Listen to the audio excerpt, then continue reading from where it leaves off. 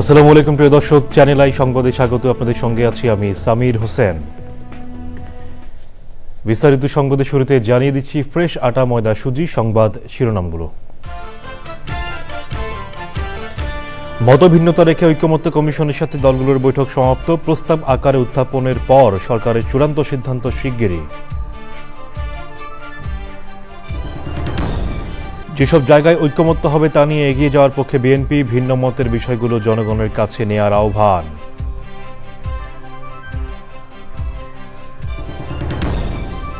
গাজায় যুক্তরাষ্ট্র প্রস্তাবিত যুদ্ধবিরতি চুক্তির প্রথম ধাপে ইসরায়েল ও হামাসের সই। মহান দিন বলছে ইসরায়েল, আর যুদ্ধ অবসানে হামাসের আশা।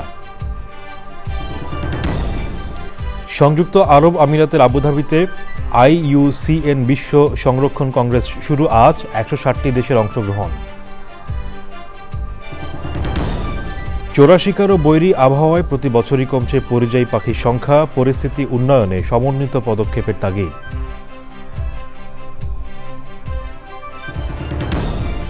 এবং AFC এশিয়ান কাপ ফুটবলের বাছাই পর্বে হংকং চায়নাকে নিজেদের মাঠে চ্যালেঞ্জ জানাতে প্রস্তুত বাংলাদেশ। আজকের ম্যাচ সরাসরি দেখাবে আইস্ক্রিন।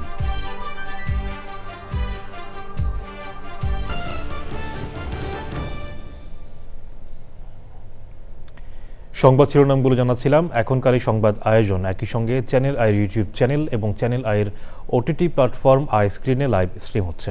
এবার বিস্তারিত। গণভোটের প্রশ্নে মতভিন্নতা রেখেই জাতীয় ঐকমত্য কমিশনের সাথে রাজনৈতিক দলগুলোর বৈঠক শেষ হয়েছে। তবে কমিশনের সহসভাপতি ডক্টর আলী রিয়াজ বলেছেন, ত্রয়োদশ জাতীয় সংসদকে জুলাই সনদ বাস্তবায়ন ও সংবিধান সংস্কারের ক্ষমতা দিতে রাজনৈতিক দলগুলো একমত হয়েছে। 10ই অক্টোবর সরকারের কাছে গণভোট প্রশ্নে বিশেষজ্ঞ কমিটির সুপারিশমালা উপস্থাপন করা হবে। গণভোট নিয়ে সব সিদ্ধান্ত সরকারকেই নিতে হবে। জান্নাতুল বাকেয়া কেকার রিপোর্ট। বুধবারের শেষ দিনের আলোচনায় মূল ফোকাসই ছিল জুলাই সনদ বাস্তবায়নের প্রশ্নে গণভোটের পদ্ধতি এবং গণভোটের সময় ও ধরন কি হবে সেই সব বিষয়। ফেব্রুয়ারিতে জাতীয় নির্বাচনের দিন গণভোট করার পক্ষে মত দিয়েছে বিএনপি। আমরা যদি একটা বিশাল নির্বাচনী আয়োজনের মধ্যে যেটা আছে সেরকম আরেকটি আয়োজন যদি তার আগে করি, এটার নির্বাচনকে বিলম্বিত করার মতো একটা প্রয়াস হবে বলে আমরা মনে করি। জামাতে ইসলামী জাতীয় নির্বাচনের আগেই নভেম্বরে গণভোট চায়। একই মত সমমনা দলগুলোর। কমিশনকে আমরা বলেছি দুই পক্ষে যুক্তি আছে, আপনারা মাঝখানে রেফারির ভূমিকা হিসেবে যে কোনো একটা সিদ্ধান্ত জানিয়ে দেন। জুলাই সনদ হিসাবে যেটা একটা প্যাকেজ হিসাবে আমরা হ্যান্ডেল করছি, সেটাকে নিয়ে গণভোট হবে। সুতরাং গণভোটটা আগে হয়ে যাওয়া দরকার। 72-এর সংবিধানের মূলনীতির প্রশ্নে অনড় থেকে সংস্কার ও জাতীয় নির্বাচনের আগে গণভোটের বিপক্ষে অবস্থান নিয়েছে বাম দলগুলো। যারা আমরা এই ফিলোসফি, মুক্তিযুদ্ধের ফিলোসফিতে বিশ্বাস করি, তাদের পক্ষে এই যে মতাদর্শ, এই যে দর্শন তত্ত্ব, সেখান থেকে পিছানোর কোনো সুযোগ নাই। আজকে একটা মিথ্যাচার বলেছে যে বিএনপি সংস্কার চায় না, বিএনপি শুধুমাত্র নোট অফ ডিসেন্ট দিয়েছে। 10টি রাজনৈতিক দলও নোট অফ ডিসেন্ট দিয়েছে। শেষ দিনের আলোচনায় দলগুলো একমত না হওয়ায় বিশেষজ্ঞ কমিটির পরামর্শ সহ রাজনৈতিক দলগুলোর মত ও সুপারিশ আকারে সরকারের কাছে পাঠাবে কমিশন। বিশেষজ্ঞরা সর্বসম্মতভাবে আমাদের যে মতামত দিয়েছেন সেগুলো হচ্ছে: 1, একটি আদেশ জারি করতে হবে। 2, ওই আদেশের মাধ্যমে গণভোট আয়োজন করতে হবে। গণভোটে অনুমোদন সাপেক্ষে জুলাই জাতীয় সনদে বর্ণিত সংবিধান সংশ্লিষ্ট বিষয়ে সংস্কারসমূহ সংবিধানে অন্তর্ভুক্ত করবে। গত 15ই ফেব্রুয়ারি প্রধান উপদেষ্টার সাথে আলোচনার মাধ্যমে রাজনৈতিক দলগুলোর সাথে ধারাবাহিক সংলাপের সূচনা করে জাতীয় ঐকমত্য কমিশন। 20 মার্চ থেকে 19 মে পর্যন্ত 32টি দল ও জোটের সাথে মোট 44টি বৈঠক করেছে কমিশন। Jannatul Bakeya Keka, channel I, Dhaka. জামাত ইসলামীর আমির ডাক্তার শফিকুর রহমানের সাথে বাংলাদেশে নিযুক্ত অস্ট্রেলিয়ান হাইকমিশনার সুসান রাইল সৌজন্য সাক্ষাৎ করেছেন। বৈঠকে তিনি জামাতে আমিরের স্বাস্থ্যের খোঁজ খবর নেন। ডেপুটি হাইকমিশনার ক্লিন্টন পোপকে political first secretary Anna Peterson, জামাতের সেক্রেটারি জেনারেল অধ্যাপক মিয়া গোলাম পরোয়ার সহ অন্যরা সে সময় উপস্থিত ছিলেন।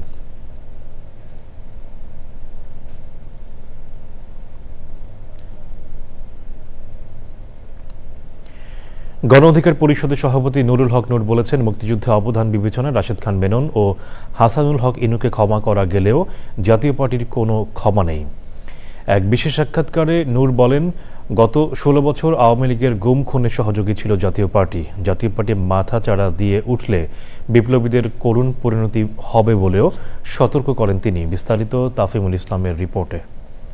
আওয়ামী লীগের দোসর হিসাবে জাতীয় পার্টিকে নিষিদ্ধের দাবিতে 24-এর 5ই আগস্ট পরবর্তী সময় থেকেই সরব গণ অধিকার পরিষদ। চলতি বছরের 29শে আগস্ট জাতীয় পার্টি নিষিদ্ধের কর্মসূচিতে আইন শৃঙ্খলা বাহিনীর সদস্যদের হামলার শিকার হন নুরুল হক নূর সহ গণ অধিকার পরিষদের নেতাকর্মীরা। সিঙ্গাপুরে চিকিৎসা শেষে দেশে ফিরে চ্যানেল আইকে বলেন, আওয়ামী লীগ যে দোষে দুষ্টু, তাহলে জাতীয় পার্টি কেন নয়? হাসানুল হক ইনু বা রাশেদ খানদের তো এই দেশে মুক্তিযুদ্ধের অবদান বিবেচনায়ও তাদেরকে ক্ষমা করা যেতে পারে, কিন্তু জিএম কাদের বা জাতীয় পার্টিকে নয়। কারণ এই জাতীয় পার্টি বাংলাদেশের রাজনীতিতে বাংলাদেশের স্বাধীনতা সার্বভৌমত্বকে ঝুঁকির মুখে ফেলেছে এবং বাংলাদেশে ভারতের তাবেদারি কায়েম করার ক্ষেত্রে আওয়ামী লীগের অন্যতম সহযোগী। জাতীয় পার্টির বিষয়ে সরকার কোনো পদক্ষেপ না নিলে নির্বাচনের আগে আন্দোলনে নামার কথা বলেন নূর। সরকারকে অনাকাঙ্ক্ষিত চাপ তৈরি করে একটা বিপদে ফেলতে চাই নাই, কিন্তু এখন যদি সরকার এই বিষয়ে পদক্ষেপ না নেয়, এখন নির্বাচন ঘনিয়ে আসছে, অবশ্যই নির্বাচনের আগে প্রয়োজনে যদি জাতীয় পার্টির নিষিদ্ধ করার আন্দোলন করে আমাদেরকে নির্বাচনে যেতে হয়, তাহলে আন্দোলন করে তারপরে আমরা নির্বাচনে যাব। গণ অভ্যুত্থানকে সুরক্ষিত রাখতে ফ্যাসিবাদী শক্তি ও তার দোসরদের নির্মূল করার সময়ের দাবি বলছেন নূর। এই ফ্যাসিবাদী শক্তি যদি কোনো সুযোগে মাথাচাড়া দিয়ে উঠতে পারে, তাহলে কিন্তু বিপ্লবীদের করুণ পরিণতি হবে। যারা এই গণ অভ্যুত্থান ঘটিয়েছে, বিপ্লব ঘটিয়েছে, এই ভারতীয় মদতপুষ্ট যে একটা তাবেদার সরকার এবং শক্তি ছিল, সেই শক্তি যদি আবার কামব্যাক করতে পারে, তাহলে বাংলাদেশকে একেবারে স্থায়ীভাবে আসলে ভারতের একটা করদ রাজ্যে পরিণত করবে। নূর বলেন, বর্তমান জাতীয় পার্টি দেশের উত্তরাঞ্চলের 2-1টি নির্বাচনী আসন ছাড়া অন্য কোনো আসনে সাংগঠনিক অবস্থান নেই। সাংগঠনিক এবং রাজনৈতিক কোনো অবস্থান নাই। তাফিমুল ইসলাম, চ্যানেল আই, ঢাকা। বিএনপির স্থায়ী কমিটির সদস্য আমির খসরু মাহমুদ চৌধুরী বলেছেন, জুলাই সনদ বাস্তবায়নে রাজনৈতিক দলগুলোর মধ্যে যতটুকু ঐক্যমত্য হয়েছে তা নিয়েই এগিয়ে যেতে হবে, এর বাইরে তাদের যাওয়ার সুযোগ নেই। তিনি আরও বলেন, ম্যান্ডেটবিহীন রাজনৈতিক দলগুলোকে কোনো সমস্যার সমাধানে দায়িত্ব জনগণ তাদের দেয়নি। নবনিযুক্ত জার্মান রাষ্ট্রদূত রুডিগার লর্জের সাথে বিএনপি চেয়ারপারসনের দলীয় কার্যালয়ে বৈঠক শেষে দলটির স্থায়ী কমিটির সদস্য আমির খসরু মাহমুদ চৌধুরী আরও বলেন, সবাই বাংলাদেশে বিনিয়োগ করতে চায়, তবে বিনিয়োগের পরিবেশের জন্য দরকার নির্বাচন ও স্থিতিশীলতা। যে জায়গাগুলোতে ঐক্যমত হবে সেটা নিয়ে আমরা এগিয়ে যাব। যেখানে ঐক্যমত হবে না, আপনি আগামী নির্বাচনে প্রত্যেকটা দলের অধিকার আছে সেটা জনগণের কাছে নিয়ে যাওয়া, এর বাইরে কোনো আলোচনা নেই। আগামী বাংলাদেশ কিরকম হবে সব দায়িত্ব যে রাজনীতিবিদরা বসে সমাধান করে দেবে, এই দায়িত্ব কোন দলকে বাংলাদেশের মানুষ দেয়নি। যেখানে ঐক্যমত হবে অতটুকু ঠিক আছে, না হলে আপনি জনগণের কাছে যান না, আগামী নির্বাচনে আপনার ম্যান্ডেট নিয়ে আসেন, আপনি যাই চান তা নিয়ে আসেন, কোনো অসুবিধা তো নেই।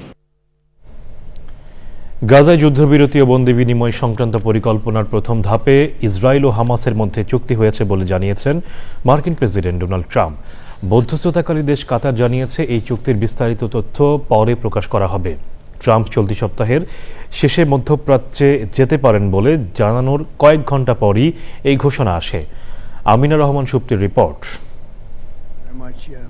বুধবার মার্কিন প্রেসিডেন্ট ডোনাল্ড ট্রাম্প তার ট্রুথ সোশ্যাল প্ল্যাটফর্মে লিখেছেন, ইসরায়েল ও হামাস উভয়ই শান্তি পরিকল্পনার প্রথম ধাপে সই করেছে।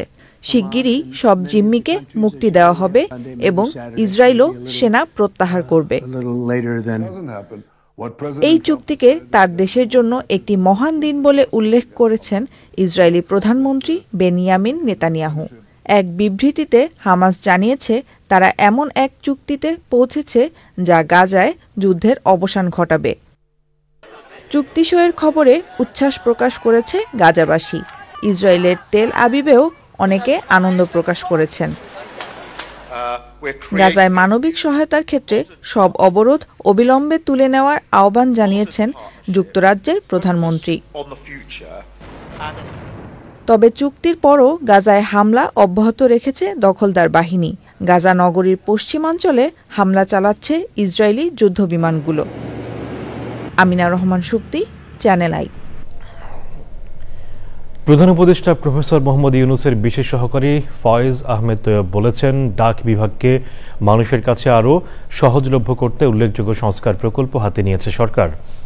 পার্সেল সার্ভিসকে ট্র্যাকিং করার পদ্ধতিকে আধুনিকায়নের কাজ চলমান আছে বলেও জানান তিনি। সকালে রাজধানীর ডাকভবনে বিশ্ব ডাক দিবস উপলক্ষে বর্ণাঢ্য শোভাযাত্রায় প্রধান অতিথির বক্তব্যে তিনি আরও জানান, কুরিয়ার সার্ভিস আইন প্রণয়নের বিষয়টি নভেম্বরের ক্যাবিনেট বৈঠকে তুলে ধরা হবে। এই সময় স্মারক ডাক টিকিটের উদ্বোধন করা হয়। দিবসটি উপলক্ষে ডাকভবনে থাকছে 2 দিনের আয়োজন। এবারের প্রতিপাদ্য জনগণের জন্য ডাক, স্থানীয় পরিষেবা, বৈশ্বিক পরিসর।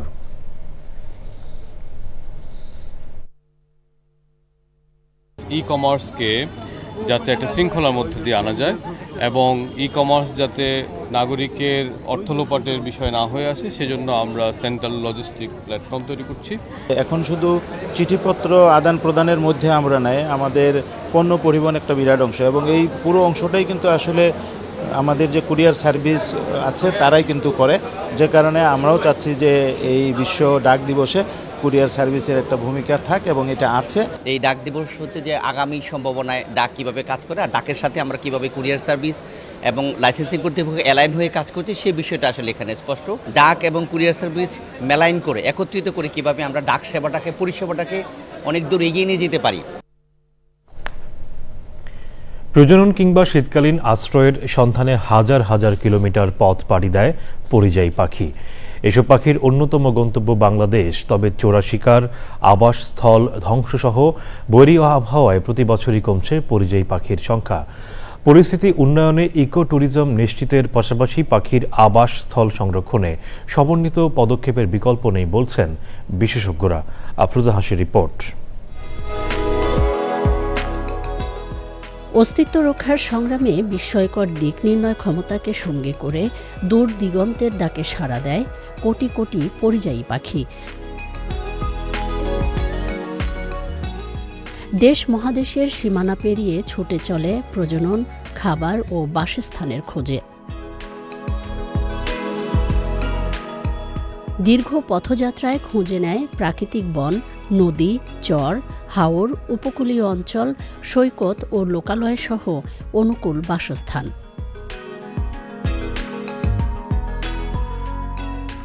প্রতি বছর সিঁথিহাঁস, পাতিহাঁস, রাজহাঁস, জিরিয়া, বাটান, গাংচিল, কাস্তেচড়া সহ অন্তত ৬০ প্রজাতির পরিযায়ী পাখির কলকাকলিতে মুখরিত হয় দেশের জলাভূমি। পরিযায়ী পাখিরা কেবল প্রকৃতির সৌন্দর্যই বৃদ্ধি করে না, উদ্ভিদের বীজের বিস্তার, মাটির উর্বরতা বৃদ্ধি, ক্ষতিকারক পোকামাকড় ও বালাই দমন সহ বাস্তুতন্ত্রের ভারসাম্য রক্ষায়ও রাখে গুরুত্বপূর্ণ ভূমিকা।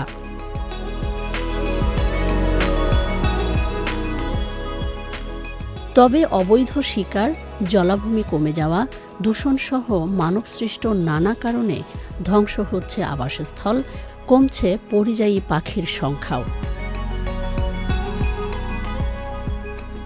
এমন বাস্তবতায় বাস্তুতন্ত্র রক্ষায় আবাসস্থলকে নিরাপদ রাখা ও বিচরণস্থল সংরক্ষণের বার্তায় প্রতিবছর বিশ্বজুড়ে পালিত হয় পরিযায়ী পাখি দিবস।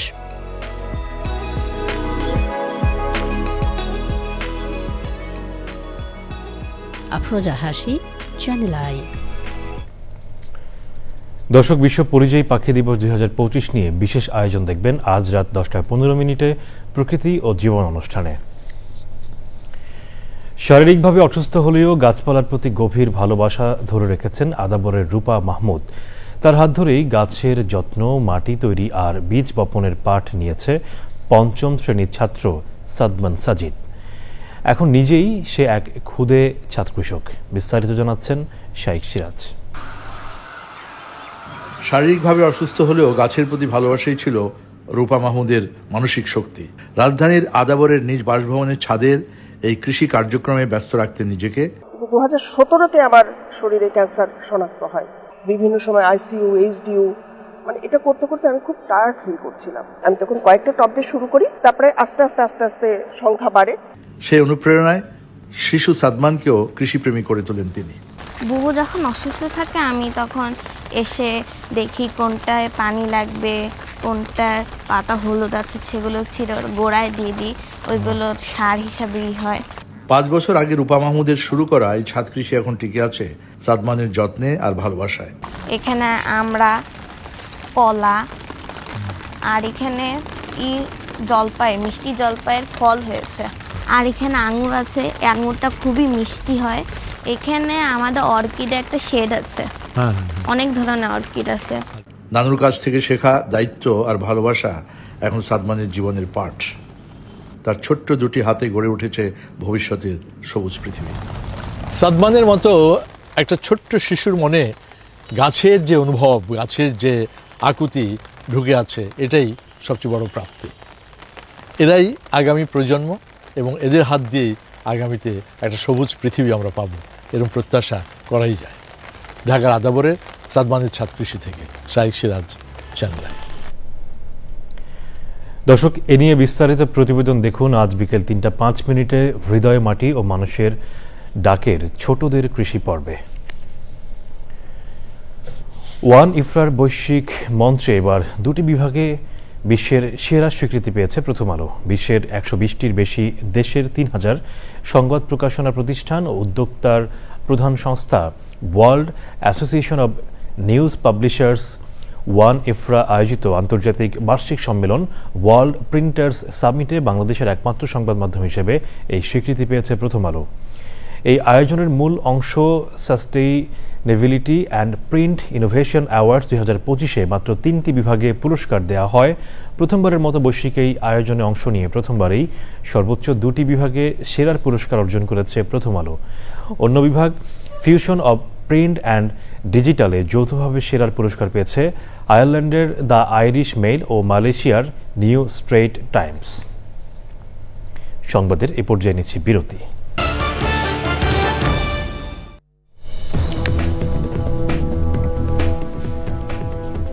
বিরতির পর আবার অবনশন। রাজধানীর মালিবাগের ফরচুন শপিং মলে শম্পা জুয়েলার্স থেকে অভিনব কায়দায় 500 ভরি স্বর্ণ লুট করেছে দুর্বৃত্তরা। দোকানটির শতাধিকারীর অভিযোগ, রাত 3টার দিকে জুয়েলার্স থেকে বোরকা পরে দুর্বৃত্তরা লুট চালায়। পুলিশ বলছে সিসিটিভি ফুটেজ পর্যালোচনা করে অপরাধীদের শনাক্তের চেষ্টা চলছে। শহীদুল্লাহ রাজুর রিপোর্ট।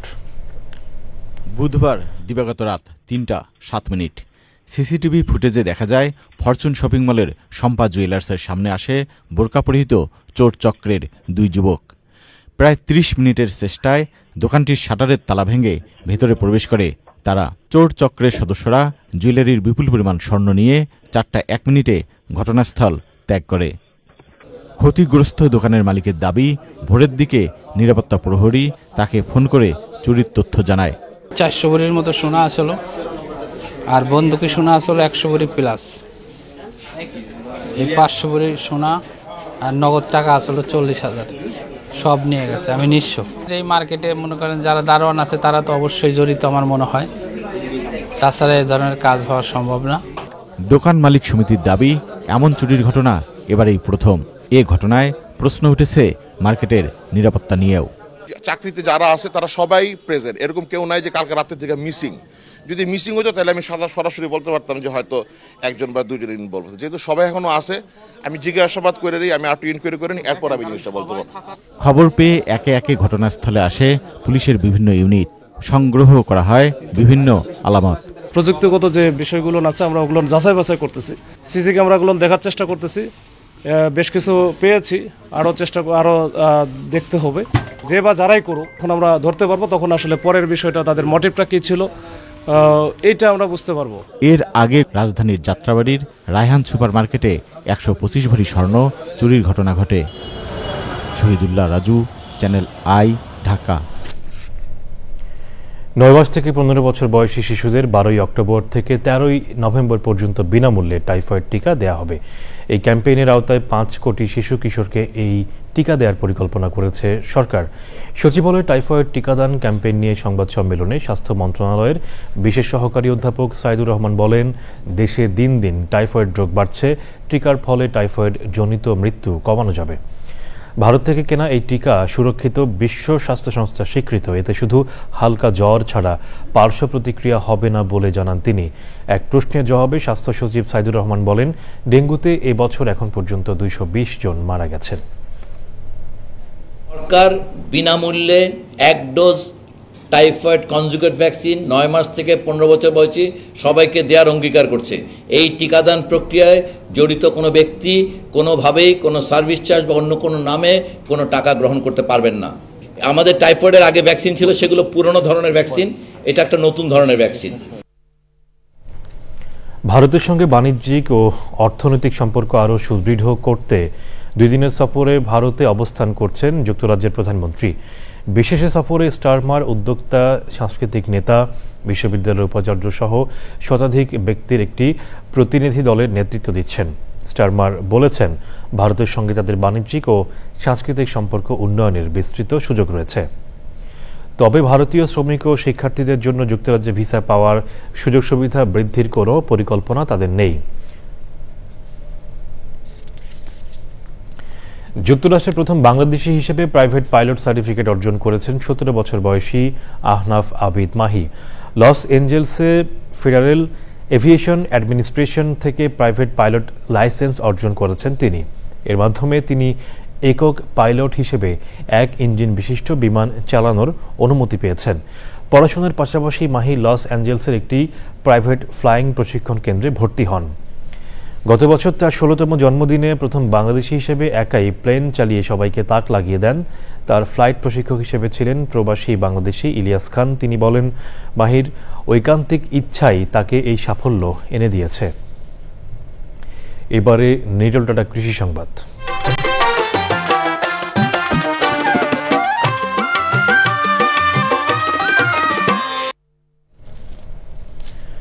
নরসিংদীতে জনপ্রিয় হয়ে উঠছে মাশরুম চাষ। বাজার চাহিদা ভালো থাকায় অনেকেই ঝুঁকছেন মাশরুম চাষে। তৈরি হচ্ছে নতুন নতুন উদ্যোক্তা। মাশরুম ঘিরে নতুন স্বপ্ন দেখছেন উদ্যোক্তারা। এবারে প্রকৃতি সংবাদ।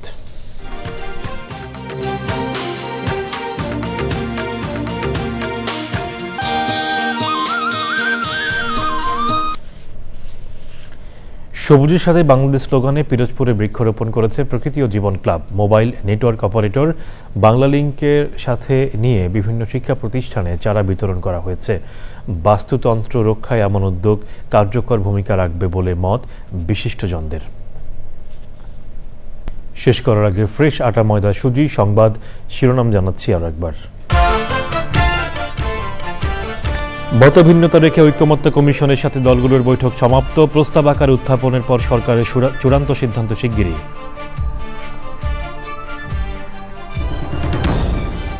যেসব জায়গায় ঐক্যমত্য হবে তা নিয়ে এগিয়ে যাওয়ার পক্ষে বিএনপি। ভিন্ন মতের বিষয়গুলো জনগণের কাছে নেওয়ার আহ্বান।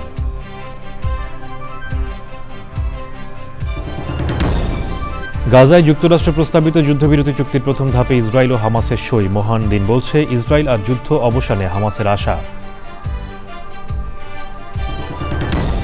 সংযুক্ত আরব আমিরাতের আবুধাবিতে IUCN বিশ্ব সংরক্ষণ কংগ্রেস শুরু আজ। 160টি দেশের অংশগ্রহণ। চোরা শিকার ও বৈরী আবহাওয়ায় প্রতি বছরই কমছে পরিযায়ী পাখির সংখ্যা। পরিস্থিতি উন্নয়নে সমন্বিত পদক্ষেপের তাগিদ।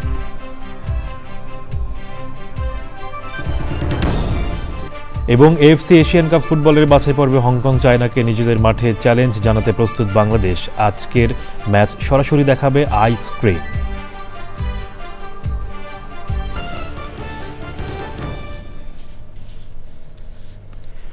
দর্শক, চ্যানেল আই এর সর্বশেষ সংবাদ জানতে ভিজিট করুন channelionline.com-এ। যুক্ত থাকুন আমাদের সোশ্যাল মিডিয়া প্ল্যাটফর্মগুলোর সাথে।